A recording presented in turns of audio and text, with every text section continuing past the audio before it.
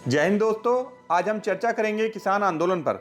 दरअसल किसान दिल्ली आए और सत्ताधीश हैदराबाद कूच कर गए। 2014 में मुल्क के कुल 17.16 करोड़ लोगों ने भाजपा को देश का संचालन करने के लिए चुना था। तकरीबन 42.63% मत भाजपा को मिला था। 2014 के कुछ आंकड़ों के मुताबिक किसानों ने भाजपा को एक मुश्त वोट दिया था। किन वादों के तहत किसानों ने भाजपा का चयन किया था, मुमकिन है ये किसानों को भी याद ना हो। 2014 में भाजपा ने एक नारा बहुत जोर शोर से लगाया था। 6 साल बाद उसके पोस्टर सोशल मीडिया पर दौड़ रहे हैं। नारा कुछ यूं था, बहुत हुआ किसानों पर अत्याचार, अब की बार मोदी सरकार। शायद इसी नारे ने किसानों को भाजपा के समर्थन में एकत्रित कर दिया था। 2014 में भाजपा ने अपने घोषणा पत्र में किसानों के लिए काफी वादे किए थे।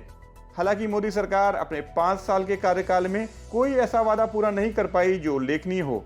ये जरूर हुआ कि सरकार जमीन अधिग्रहण कानून में बदलाव लेकर आई, जिसे किसानों के विरुद्ध माना जा रहा था, पर विपक्ष के सख्त विरोध के चलते सरकार को अपने कदम पीछे खींचने पड़े थे। हालांकि इसके अलावा कोई और ऐसा फैसला नहीं आया जो किसानों को हुकूमत के खिलाफ खड़ा करने के लिए मजबूर करता। शायद यही वजह थी कि 2019 के लोकसभा चुनाव में किसान मोदी सरकार के पक्ष में नजर आए। बल्कि कहा यह भी जाता है कि 2014 के मुकाबले 2019 में किसानों का मोदी सरकार के समर्थन में इजाफा हो गया।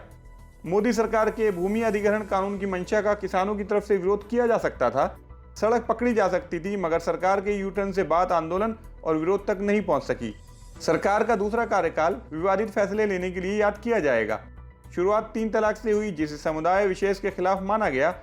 विरोध भी उन्होंने ही करना था और सड़क पर भी वही उतरे। इसके बाद मोदी सरकार ने जम्मू कश्मीर को विशेष राज्य का दर्जा देने वाली धारा 370 को खत्म करने का फैसला किया। इसमें विरोध होना था, लेकिन जिनको करना था उन्हें सरकार ने घरों में कैद कर दिया था। इसके बाद सरकार नागरिकता संशोधन बिल लेकर आई, जिसका पूरे देश में विरोध हुआ।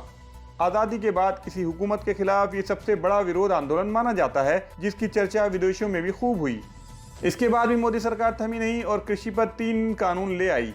इन कृषि कानूनों का ये किसान विरोध कर रहे हैं जो भाजपा का मजबूत मतदाता कहलाने लगा था। पंजाब, हरियाणा ही नहीं, हर राज्य से किसान दिल्ली पहुंच रहे हैं। सरकार से बात करना चाहते हैं, उसके सामने अपना पक्ष रखना चाहते हैं, लेकिन सरकार पुलिस को आगे कर निगम चुनाव में हैदराबाद कूच कर गई है। किसानों का आंदोलन लगातार जारी है। हुकूमत उनको रोकने के तमाम हथकंडे अपना रही है।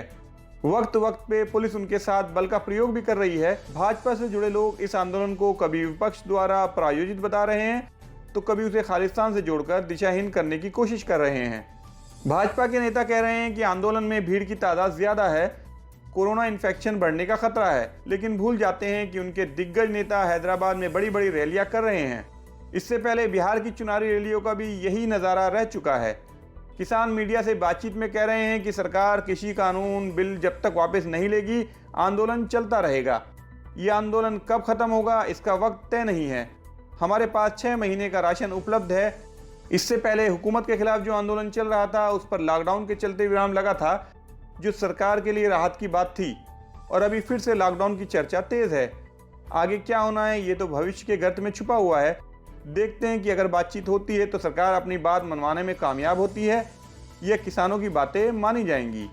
इस रिपोर्ट को आपके लिए लिखा है मेरे सहयोगी अम्मार अंसारी ने। अगर आपके जहन में कोई सवाल घूम रहा है या सुझाव देना चाहते हैं तो कमेंट के माध्यम से बता दें। आपको ये वीडियो पसंद आई हो तो इसे अपने साथियों के साथ ज़रूर शेयर करें, और अगर आपने अभी तक हमारे चैनल स्पार्क न्यूज़ को सब्सक्राइब नहीं किया है तो ज़रूर कर लें, और सामने बने बेल आइकन को भी दबा दें, जिससे हमारी हर वीडियो आप तक तुरंत पहुंचती रहे। स्वतंत्र पत्रकारिता को बढ़ाने के लिए आपका सहयोग ज़रूरी है। स्पार्क न्यूज़ के लिए मैं हूं शाहनवाज।